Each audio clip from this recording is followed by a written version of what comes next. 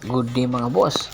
Ayon nga sa isang balita, ang Barangay Ginebra San Miguel ay naghahanap nga ngayon ng point guard na po pwede tandem. Dito nga ay Scotty Thompson at RJ Abrentos. At nakikita nga ang isa sa mga potensyal na magiging katandem itong si RJ Abrentos at ni Scotty Thompson ay ang guard ng NLEX Warriors na si Cyrus Torres. Si Cyrus Torres ay ngayong taon mag-i-expired ang kanyang kontrata sa NLEX Road Warriors matapos nga pumirma ito ng 2-year deal sa NLEX. Kaya naman bago pa ma-expired ang kontrata ay porsigido na nga po na ang Barangay Ginebra San Miguel ay isa sa mga masugid na manliligaw para sa kanyang serbisyo.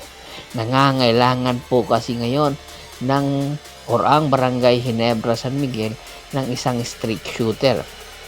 At nakikita nga po ng Barangay Ginebra San Miguel ang potensyal nitong si Cyrus Torres. Bakit kanyo?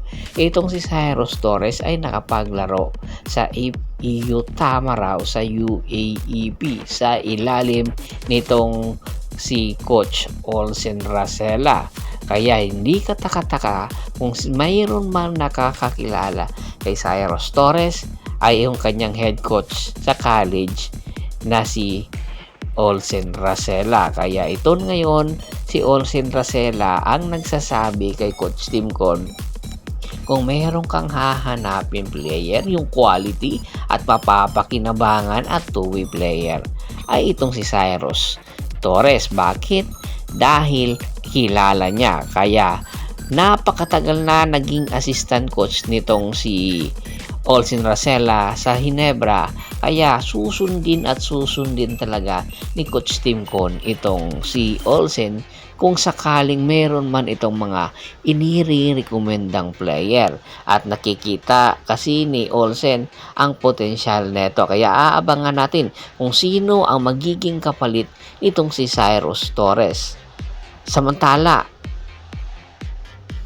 ayon din mismo kay Vic Manuel, matagal din kasi siyang hindi nakakapaglaro sa PBA at noong isang araw nga, pag-amin ni Vic Manuel, alas 11 ng gabi may tumawag sa kanya yung taga PBA at pinag-iisipan nga daw niya yung alok na magbalik sa PBA. Isa sa mga kinukonsidera kasi ni Vic Manuel kung bakit tinitingnan at pinag-iisipan niya, hindi naman kasi yung offer. Kung meron man, kung magkakabalik man itong si Vic Manuel, syempre gusto niya hindi yung pipitsuging mga kupunan lang. Ang gusto niya, syempre yung championship contender, mabibigyan siya ng minuto. Syempre, yung sahod naman ay makikita naman natin kung karapat dapat si Vic Manuel, ay yun rin lang ang hinihingi niya. Pag-amin nga ni Vic Manuel ay masaya na siya kung nasaan siya ngayon dahil nga nag-i-enjoy siya.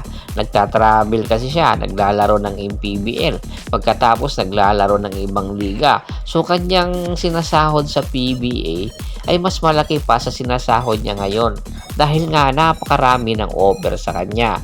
Kaya ayon sa isang report, itong si Vic Manuel, ang rain or shine Elasto Painters nga ang nakaka-interest na kupunan sa kanya. Dahil nga sa kakulangan ngayon ng big man ng rain or shine, nakikita nga ni Coach Yengyao ang potensyal na magiging sandalan nila itong si Vic Manuel. Inihahalin tulad kasi itong si Vic Manuel ni Coach Yengyao kay JR Kinyahan. Opo, si JR Kinyahan, saan ba niya nakita ang kanyang kalidad kay Coach Yengyao at mga mid-range shoot talaga ang kanyang ibinibigay sa rain or shine sa kapanahonan ni JR sa rain or shine. Kaya ito rin ang nakikita ni Coach Yengyao, yung mid-rim jump shot nga nitong si Vic Manuel. Talagang palibigasan nga ito kung makukuha nila ito. Yun ang ating pakaabangan. At syempre, a-anunsyo rin ito ni Vic Manuel sa kanyang social media kung matutuloy ba siya sa PBA. Tingin nyo, babagay ba ito sa rain or shine? Or meron pang magiging destination nito? na posible ring maging landing nitong si Vic Manuel ay ang Converge Fiber XRs, lalong-lalo na ay nag-unload ang Converge ng big man na si Pau Habilionar at nilipat nga sa Pure Blend Titan. Yan ang ating pakaabangan bago pa man natin tapusin ang ating kwentuhan. Once again, this is Percival Monteron at your service. Bago pa natin tapusin, shout out muna tayo sa ating mga solid na followers na lagi pong sumusuporta sa atin. Kasi Sir Kagawad at sa kinundukusin ng Hagonoy Bulacan, Anthony Laki Alon at sa Laki Alon family, Ronald Bersabida, John David Golapa at si Mr. Yornel Belches, Ricky Lanza ng Ricky Rider TV ng Tansa Cavite. Pakibisita na rin po ng Facebook fanpage ko na Hapres PH3, Paul Goso at Bostor para po sa mga karagdagan sports balita. Hanggang sa muling kwentuhan, maraming salamat po.